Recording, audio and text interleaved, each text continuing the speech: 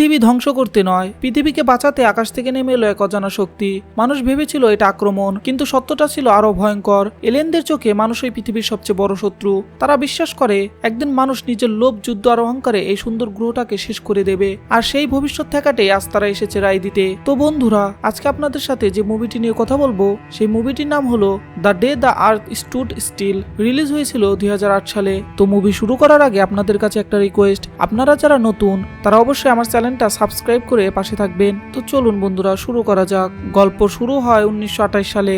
ভারতের করাকরাম পাহাড়ের বরফ ঢাকা নির্জন এলাকায় একজন মানুষ ক্যাম্পিং করছিল। রাতে হঠাৎ সে তার ক্যাম্পের বাইরে অদ্ভুত একটা আলো দেখতে পেল। মনে হলো অন্ধকারের মাঝে যেন কোনো জিনিস ঝলমল করছে। লোকটা কাছে গিয়ে দেখলো একটা বড় উজ্জ্বল আলোক গোলক। গোলকের চারপাশে পাতলা বরফের স্তর জমে আছে। সে কয়েক মুহূর্ত স্থির দাঁড়িয়ে তাকিয়ে রইল। তারপর কৌতূহলে অস্ত্র দিয়ে বরফ ভাঙতে গেল। বরফে আঘাত পড়তেই গোলকটা প্রচন্ড আলো ছড়ালো, আর মুহূর্তের মধ্যে লোকটা মাটিতে পড়ে অজ্ঞান হয়ে গেল। কিছুক্ষণ পর যখন তার জ্ঞান ফিরে এলো, গোলকটি অদৃশ্য, শুধু তার হাতে রয়ে গেছে একটি অদ্ভুত দাগ। এই রহস্যের প্রায় 80 বছর পরে গল্প এগিয়ে যায় 2008 সালে। হেলেন একজন অত্যন্ত দক্ষ সায়েন্টিস্ট। সে প্রিন্সটন ইউনিভার্সিটিতে ক্লাস নিয়ে সন্ধ্যায় বাড়ি ফিরে আসে।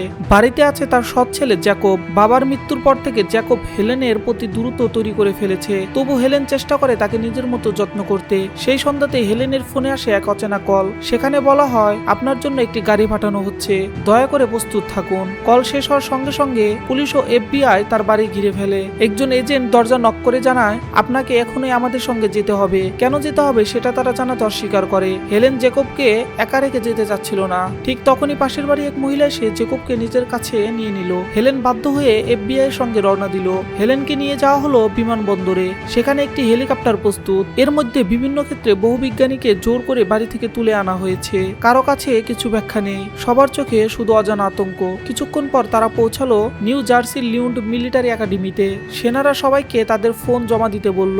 হেলেন দ্রুত নিজের ফোন কাপড়ের মধ্যে লুকিয়ে ফেললো। ঠিক তখনই তার পুরনো সহকর্মী মাইকেল এসে জানালো, তোমার নাম লিস্টে রেখেছি কারণ তুমি ডক্টর কার্ল এর সঙ্গে কাজ করেছো, অতএব তোমার উপস্থিতি খুবই জরুরি। সব বিজ্ঞানীকে একটি বড় রুমে ডেকে যে তথ্য জানানো হলো তা শোনার পর সবাই নিস্তব্ধ হয়ে গেল। একটি অজানা বস্তু মহাকাশ থেকে পৃথিবীর দিকে অবিশ্বাস্য গতিতে ছুটে আসছে। হিসেব অনুযায়ী এটি সরাসরি নিউ ইয়র্ক শহরের মাঝখানে আঘাত করবে। এর শক্তি এত বেশি যে এটাকে ধ্বংস করা বা থামানো অসম্ভব। আঘাত লাগলে মুহূর্তের মধ্যে 80 লাখ মানুষ মারা যেতে পারে। এই জন্যই বিজ্ঞানীদের গোপনে ডাকা হয়েছে। ক্র্যাশের পর কি ঘটবে, কিভাবে সামলানো হবে সেই পরিকল্পনা করার জন্য। টিমের হাতে খুব কম সময় বাকি। মিটিং এর পরে হেলেন বাথরুমে লুকিয়ে জেকবকে ফোন করে বলল, বেসমেন্টে লুকিয়ে থাকো। এর বেশি কিছু বলতে পারলো না। পরে বিজ্ঞানীদের নিয়ে যাওয়া হলো ক্র্যাশ হওয়ার সম্ভাব্য স্থানে। সেখানে থাকা স্যাটেলাইট সেন্সর কিছুই বোঝাতে পারছিল না বস্তুটি কি। হঠাৎই পুরো মিসাইল সিস্টেম ডিঅ্যাক্টিভেট হয়ে গেল। ভয়ে সবাই একে অপরের হাত ধরে কাউন্টডাউন শুরু করলো, কিন্তু কিছুই হলো না। ঠিক তখনই আকাশ থেকে এক বিশাল আলোক গোলক ধীরে ধীরে নামতে লাগলো। মানুষ ভয়ে চারদিকে দৌড়াচ্ছে। বিজ্ঞানীরা স্যুট পরে এগিয়ে যাচ্ছে। মনে হচ্ছিল বাতাসের ভেতর কোনো অদ্ভুত বিকিরণ ছড়িয়ে আছে। গোলকের দরজা খুলতেই প্রচন্ড আলো বের হলো এবং সামনেই দেখা দিল এক এলিয়েন আকৃতি। হেলেন তার দিকে হাত বাড়ালো, এলিয়েনও হাত বাড়ালো, কিন্তু ঠিক ছোঁয়ার আগে এক সৈন্য গুলি ছুড়ল। এলিয়েন হেলেনের বুকে পড়ে গেল। এলিয়েন পড়ার কয়েক সেকেন্ড পরই গোলক থেকে বের হলো এক বিশাল রোবট। রোবট তার শক্তি দিয়ে পুরো এলাকার বিদ্যুৎ বন্ধ করে দিল এবং তীক্ষ্ণ শব্দ ছেড়ে সবাইকে ক্ষণিকের জন্য কানে হাত দিতে বাধ্য করলো। রোবট এলিয়েনকে তুলতে যাচ্ছিল, কিন্তু আহত এলিয়েনের হাতের ইশারা করতেই রোবট থেমে গেল। মিলিটারি দ্রুত এলিয়েনটিকে তুলে গোপন ল্যাবে নিয়ে গেল। ডাক্তাররা এলিয়েনের শরীর থেকে গুলি বের করতে সবাই হতবাক হয়ে গেল। এলিয়েনের ভেতরের কাঠামো ঠিক মানুষের মতোই। তার গায়ের ধূসর স্তরটি শুধু সুরক্ষার জন্য। স্তরটি সরাতেই ভেতরে একদম মানুষের মতো একজন। এরপর এলিয়েনটিকে একটি কাচের ভেতরে রাখা হলো। যখন এলিয়েনের জ্ঞান ফিরে আসে তখন সে প্রচন্ড ভয় পেয়ে যায়, বুঝতে পারছে না তাকে কোথায় রাখা হয়েছে। তখন হেলেন তার কাছে কথা বলতে গেল। তখন দেখা গেল আরেক অবাক করা বিষয়, এলিয়েনও মানুষের মতো কথা বলছে। এদিকে খবর বাইরে ছড়িয়ে পড়তেই বিশ্বব্যাপী বিশৃঙ্খলা শুরু হলো। স্টক মার্কেট ভাঙছে, মানুষ শহর ছাড়ছে, নিউ ইয়র্ক খালি করার নির্দেশ, সবদিকে আতঙ্ক। ডিফেন্স সেক্রেটারি রেজিনা ল্যাবে এসে এলিয়েনের রিপোর্ট জানার পর অবাক হয়ে গেল। এলিয়েনের স্কিনে 3 ধরনের DNA পাওয়া গেছে। ভেতরে পুরো মানুষের রূপ। বিজ্ঞানীদের ধারণা এলিয়েনরা আগে পৃথিবীতে এসেছিল ও মানুষের ডিএনএ সংগ্রহ করে নিয়ে গিয়েছিল। সেই কারণে এখন তারা মানুষের মতো রূপ ধারণ করতে পারে। এলিয়েনের সাথে কথা বলতেই সে নিখুঁত ইংরেজিতে কথা বলল। সে বলল, আমার নাম ক্লাটু। সে এসেছে বহু উন্নত সভ্যতার পক্ষ থেকে এবং সে ইউএন এর সাথে দেখা করতে চায়। কিন্তু রেজিনা তা অস্বীকার করলো। সে তাকে সবকিছু বলতে বলে। ক্লাটু তখন আর কিছু বলতে রাজি হলো না। রেজিনা রেগে আদেশ দিল, ওকে সত্য সিরাম ইনজেকশন দাও। বিজ্ঞানীরা মানা করলেও তার আদেশ চূড়ান্ত। হেলেন বলল, আমি ইনজেকশন দেব। সে সত্য বলার সিরামের বদলে লবণ পানি ঢুকিয়ে নিল এবং ঠিক সময়ে ক্লাটুকে লবণ পানি ইনজেকশন করে আস্তে করে বলল, এখনই পালাও। ইনজেকশনের পরপরই হেলেনকে বাইরে পাঠিয়ে দেওয়া হলো আর ক্লাটুকে চেয়ার ও যন্ত্রপাতির সাথে বেঁধে রাখা হলো।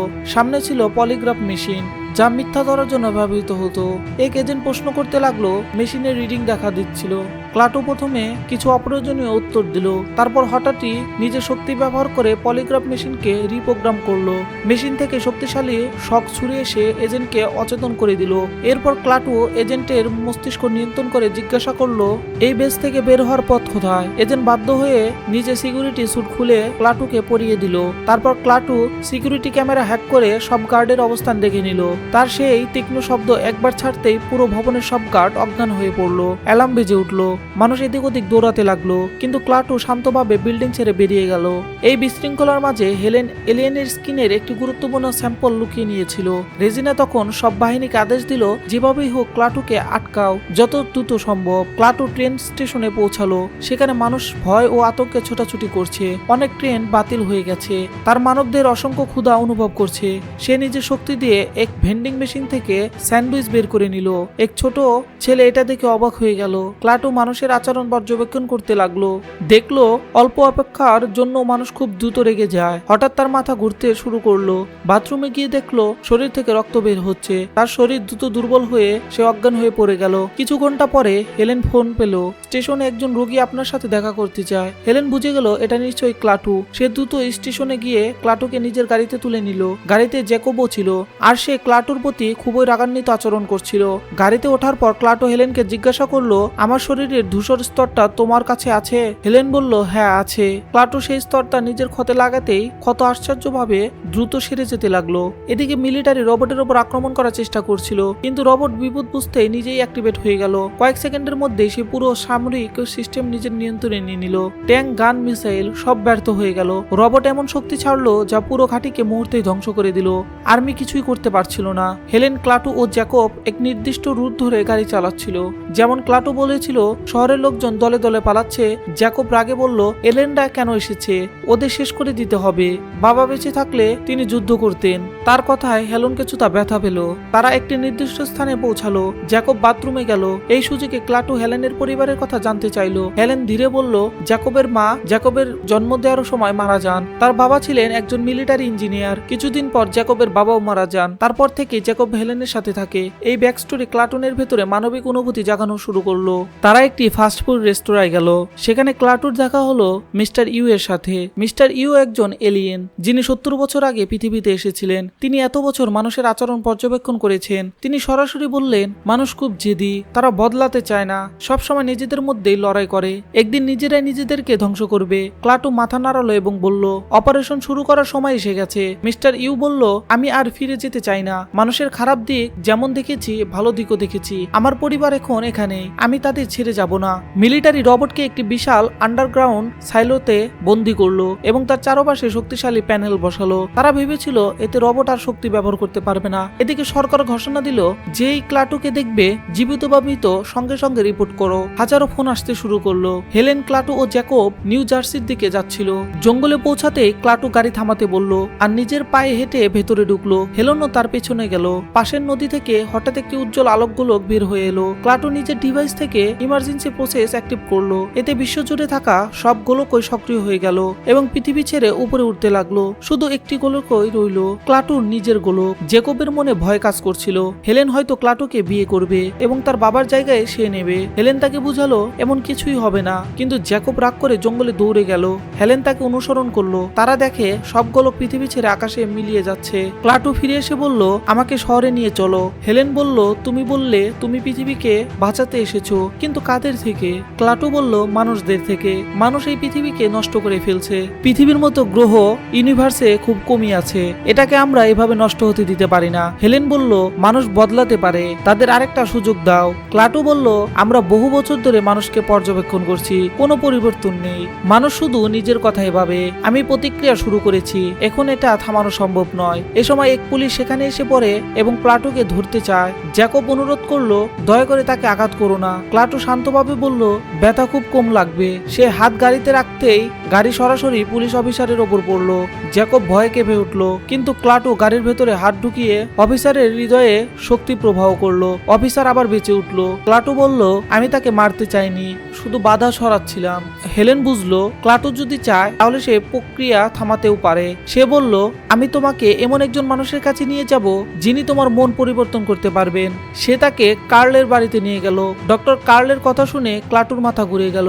সে বলল আমাদের সূর্য মরতে শুরু করেছিল, তাই আমাদের সভ্যতাকে বদলাতে বাধ্য হতে হলো। কার্ল বলল হ্যাঁ, কিন্তু সেই পরিবর্তন এসেছিল তখনই যখন তোমাদের অস্তিত্ব শেষ হয়ে যাচ্ছিল। মানুষ এখনো নিজেদের শেষ সীমায় এসে দাঁড়িয়েছে, তাই তাদেরও একটু সময় পাওয়া উচিত। এই কথাটা ক্লাটুকে গভীরভাবে ভাবিয়ে দিল। ঠিক তখনই এয়ারফোর্সের হেলিকপ্টার তাদের দিকে আসতে দেখা গেল। হেলেন, ক্লাটু আর জ্যাকব দ্রুত বাড়ি থেকে বেরিয়ে এলো। বের হতে কার্ল বলল এলিয়েনদের মানসিকতা কথায় বদলানো যায় না। মানুষ কি করতে পারে সেটা তাকে দেখাতে হবে। তারা জঙ্গলে লুকানোর চেষ্টা করছিল, কিন্তু হঠাৎ জ্যাকব খোলা জায়গায় দৌড় দিয়ে হেলিকপ্টারের দিকে হাত নাড়াতে লাগলো। এদিকে দেখো হিয়ার, আমরা এখানে। হেলেন চিৎকার করতে লাগলো জ্যাকব না। জ্যাকব কেঁদে চিৎকার করে বলল আমি আর্মিকে কল করেছি, যদি বাবা থাকতেন উনি এটাই করতেন, দেশের সাথে বিশ্বাসঘাতকতা করতেন না। হেলেন ভেঙে বলল তোমার বাবা নেই আর এখন আমি আছি, আমার সাথেই থাকো। জ্যাকব কাঁদতে কাঁদতে তার কাছে ফিরে এলো, কিন্তু ঠিক তখনই এক হেলিকপ্টার নেমে এসে হেলেনকে জোর করে তুলে নিয়ে গেল। বাকি হেলিকপ্টারগুলো ক্লাটুকে টার্গেট করলো।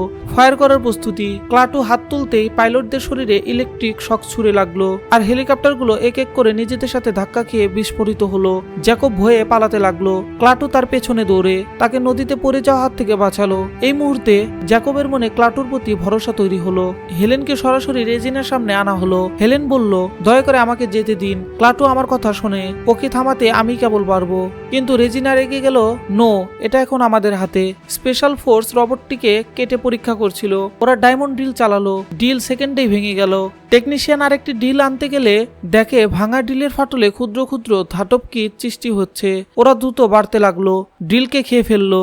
এরপর পুরো রোবটটায় টুকরো হয়ে কোটি কোটি ন্যানোবটে পরিণত হলো।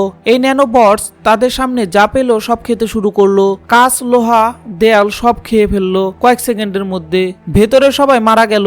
মিলিটারি রিপোর্ট দিল ন্যানোবটস অপ্রতিরোধ্য, মিসাইল মারলে এগুলো আরো বাড়বে। ন্যানোবটস এখন ঝড়ের মতো পুরো শহরের দিকে এগিয়ে যাচ্ছে। স্টেডিয়ামে পৌঁছে কয়েক সেকেন্ডে স্টেডিয়াম মাটির সাথে মিশে গেল। রেজিন অবশেষে বুঝলো এটাকে থামানো অসম্ভব, তাই হেলেনকে মুক্তি দিয়ে তার সাথে মাইকেলকে পাঠালো ক্লাটুকে বোঝানোর চেষ্টা করতে। ক্লাটু জ্যাকবকে নিয়ে একটা ছোট ক্যাবিনে আশ্রয় নিল। ওখান থেকে জ্যাকব হেলেনকে ফোন করে এক নিরাপদ স্থানে দেখা করার প্ল্যান করলো। জ্যাকব বলল আমি আর তোমাকে মারতে চাই না। ক্লাটু প্রথমবার মানুষের ভেতরে পরিবর্তনের লক্ষ্য দেখলো। সে মনে মনে ভাবলো হয়তো মানুষ এতটাও খারাপ নয়। ওরা পৌঁছালো জ্যাকবের বাবার কবরস্থানে। জ্যাকব কাঁদতে কাঁদতে বলল তুমি কি আমার বাবাকে বাঁচাতে পারবে, যেমন তুমি সেই পুলিশকে বাঁচালে? ক্লাটু ধীরে বলল না, আমি শুধু সেই মানুষকে বাঁচাতে পারি যিনি এইমাত্র মারা গিয়েছে।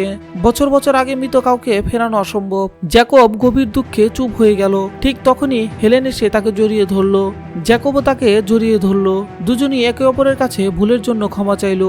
জ্যাকব অবশেষে বাবার মৃত্যুকে মেনে নিল। ক্লাটু এই পুরো দৃশ্য দেখে বুঝলো মানুষের ভেতরে ঘৃণা যেমন আছে, আবার অপরিসীম ভালোবাসাও আছে। সে শান্তভাবে বলল তোমরা বদলাতে পারো, তোমরা একটা সুযোগ পাওয়ার যোগ্য। এদিকে শহর ধ্বংসের শেষ পর্যায়ে। মানুষ, গাড়ি, বিল্ডিং সবকিছু গুড়িয়ে যাচ্ছে। ন্যানোবটস শহরকে বরফের মতো গলিয়ে ফেলছে। প্রেসিডেন্ট বলল নন স্টপ ফায়ার করো। রেজিনা চিৎকার করে বলল না, একটু দাঁড়ান, আমরা কথা বলে সমাধান করার চেষ্টা করছি। কিন্তু দেরি হয়ে গেছে। হেলেন, জ্যাকব, ক্লাটু, মাইকেল দৌড়ে নিউ ইয়র্কে পৌঁছালো। সেই শেষ গোলক এখনো ওখানেই দাঁড়িয়ে মিলিটারি রাস্তা ব্লক করে রেখেছিল। ক্লাটু বলল মাইকেল গাড়ি চালাও, থামবে না। মাইকেল ফুল স্পিডে এগোলো। সেনারা তাড়া দিল। ঠিক তখনই হেডকোয়ার্টার থেকে তাদের থামার আদেশ এলো। ওরা সেন্ট্রাল পার্কে পৌঁছালো। দেখলো এলাকা সম্পূর্ণ ফাঁকা। সব বিজ্ঞানী, সব সৈন্য, সব উধাও। হঠাৎ আকাশ থেকে আবারও বোমাবর্ষণ শুরু হলো। গাড়ি উল্টে গেল, ভয়ঙ্কর বিস্ফোরণ, মাইকেল মারা গেল, হেলেন, জ্যাকব, ক্লাটু কোনো মতে বাঁচল। ন্যানোবটস তাদের গাড়ির কাছে পৌঁছে গেছে, লোহার মতো খেতে খেতে গাড়িটাই ছিঁড়ে ফেললো। তারা তিনজন দৌড়ে কাছে একটি পুলের নিচে গেল। কিছুক্ষণ পর জ্যাকবের নাক থেকে রক্ত পড়তে শুরু করলো, সে অজ্ঞান হয়ে গেল। হেলেনের নাক থেকে রক্ত পড়ছে। ক্লাটু বলল, ওরা তোমাদের শরীরে ঢুকে গেছে, ভেতর থেকে তোমাদের খাচ্ছে। হেলেন কান্নায় ভেঙে পড়ে, প্লিজ আমাদের বাঁচাও। ক্লাটু তার হাত ধরে নিজের সব শক্তি দিয়ে হেলেন আর জ্যাকবের শরীর থেকে সব ন্যানোবটস টেনে বের করে নিজের ভেতরে শুষে নিল। জ্যাকবের চোখ খুলে গেল। ক্লাটু শান্তভাবে বলল, কার্ল ঠিকই বলেছিল, মানুষ শেষ মুহূর্তে হলেও বদলাতে পারে। ক্লাটু হেলেন আর জ্যাকবের দিকে শেষবার তাকালো, তারপর ন্যানোবটসদের ঝড়ের মধ্য দিয়ে নিজের গোলকের দিকে এগিয়ে গেল। গোলক ছোঁয়ার সাথে সাথে তার পুরো শরীর এক মুহূর্তে ভেঙে আলো হয়ে মিলিয়ে গেল। একই সাথে সব ন্যানোবটস বন্ধ হয়ে গেল এবং মরে গেল। মৃত ন্যানোবটস বরফের কণার মতো আকাশ থেকে পড়তে লাগলো, কিন্তু এর সাথে পুরো পৃথিবীর বিদ্যুৎ চিরতরে থেমে গেল। পুরো পৃথিবী অন্ধকারে ডুবে গেল। হেলেন ও জ্যাকব ধীরে ধীরে বাইরে বেরিয়ে এলো এবং দেখলো গোলকটি আকাশে উঠে ধীরে ধীরে মিলিয়ে যাচ্ছে। এই ছিল the day the earth stood still, এক এলিয়েনের গল্প, যে শেষ মুহূর্তে মানুষের ভেতরের ভালোবাসা দেখে পৃথিবীকে বাঁচাতে নিজের জীবন দিয়ে দিল। তো বন্ধুরা, কেমন লাগলো আজকের এই ভিডিওটি? যদি ভিডিওটি ভালো লাগে তাহলে অবশ্যই লাইক দেবেন আর সাবস্ক্রাইব করে আমার চ্যানেলের পাশে থাকবেন। দেখা হবে অন্য কোনো ভিডিওতে। ততদিন পর্যন্ত নিজের খেয়াল রাখবেন। আল্লাহ হাফেজ।